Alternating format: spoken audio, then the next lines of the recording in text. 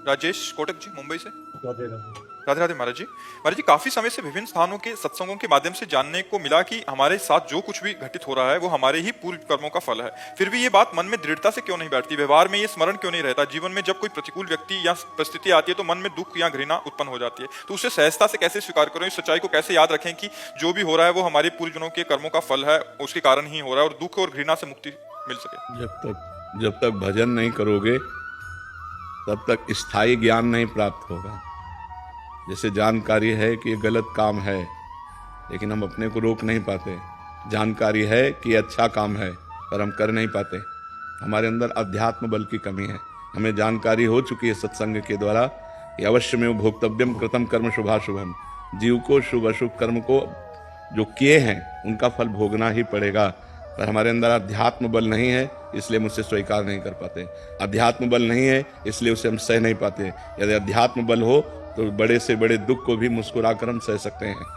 सबको पता है कि शरीर नहीं हूँ मैं, शरीर से कुछ अलग हूँ, लेकिन शरीर में अगर एक चींटी काटेगी तो वैसे ही कष्ट होगा। तो सच्चा ज्ञान तब होता है जब भजन करे।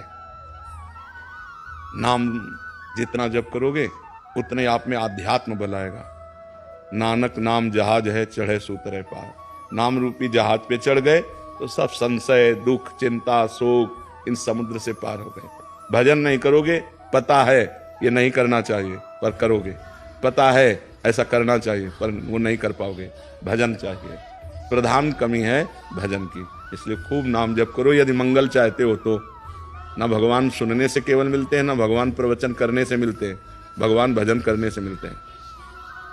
सुनने और सुनाने का एक ही फल है कि हमारा भगवान के भजन में मन लग जाए, हम भजन करने लगें। अगर भजन न करने लगे तो खूब सुनो, एक अहंकार कर लो कि हमने बहुत सत्संग सुन लिया है, लेकिन उससे लाभ क्या होगा? हम कई बार बता चुके हैं कि हलवा की प्रक्रिया बनाना बोलना हमें आ गया और आपने सुनना सुन लिया, लेकिन दोनों ने खाया नहीं, तो लाभ क्या मिला?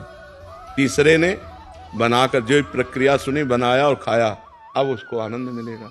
ऐसे ही भगवान का भजन का, सत्संग का हम लोग खूब श्रवण करते हैं, प्रवचन करते हैं।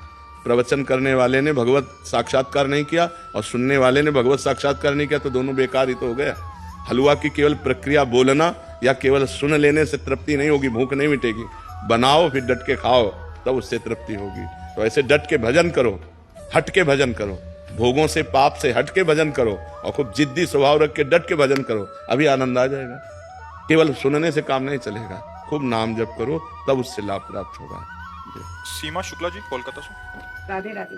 राधे राधे महाराज जी। महाराज जी, आपका भी कर्मों के ऊपर ही है। कह रहे हैं कि हमने आपको एक प्रवचन में सुना था कि हर इंसान को अपने कर्मों का फल मिलता है। अगर माता पिता के कर्मों का फल उनके बच्चों को भी मिलता है, अच्छा हो या बुरा? नहीं, जीव को अपना कर्म भोगना होता है, संयोग बनता है, पूरा जाल बिछता है। तुम्हारे ये कर्म तो तुमको ऐसा पिता मिलेगा, तुम्हारे ऐसे कर्म तो तुमको ऐसा पुत्र मिलेगा। वो कर्म का पूरा विधान मिलाया जाता है और पूरा परिवार बनता है उस जाल में। ये माँ है, ये बहन है, ये भाई है, ये पिता है, ये रिश्ता है, ये नाता है। जिसको जितना भोग भोगना है उतना उसको दुख भोगना पड़ेगा। कर्म सबके उसमें मिलित होते हैं, तभी वो आकर उनका पुत्र बनता है, तभी उनकी माँ बनती, तभी उनका पिता बनता है। ऐसा नहीं कि केवल एक व्यक्ति का कर्म पूरे परिवार को दुख दे रहा है, नहीं, उसके भी कर्म उसमें जुड़े हुए हैं। पिता का पाप कर्म ऐसे पापी पुत्र को जन्म देगा जो जन्म से लेकर के मरण तक उसको नाना प्रकार के दुख ही दुख देगा। पिता का पुण्य कर्म ऐसे पुण्यात्मा पुत्र को जन्म देगा जिसको बचपन से देखते हुए जवानी तक, मरते समय तक हृदय शीतल रहेगा। सब कर्मों का जाल बिछा हुआ है उसी में। अब हम जा रहे हैं, हमारा कोई दुश्मन नहीं, लेकिन जरा सा धक्का लगा जब झगड़ा शुरू, तो वो जो धक्का लगा कांधे को हमारे कर्म ने किया, पूर्व के कर्म ने ऐसे धक्का लगवा दिया और उसने हटाई कर दी, क्योंकि उसके द्वारा पिटना था, इसलिए ऐसा संयोग बन गया। कर्मों का बड़ा सूक्ष्म स्वरूप है, उसका निर्णय करना बहुत कठिन है, वो तो केवल भगवान ही जानते हैं। सुनो भरत भावी प्रबल, बिलख कहो मुनिनाथ, हानि लाभ जीवन मरण जस अपजस विधि हाथ। वो विधान भगवान के हाथ में है। जब जहां जीव का जैसा कर्म होता है उसको भोगना पड़ता है, और एक कर्म के साथ बहुत से कर्म जुड़े हुए होते हैं।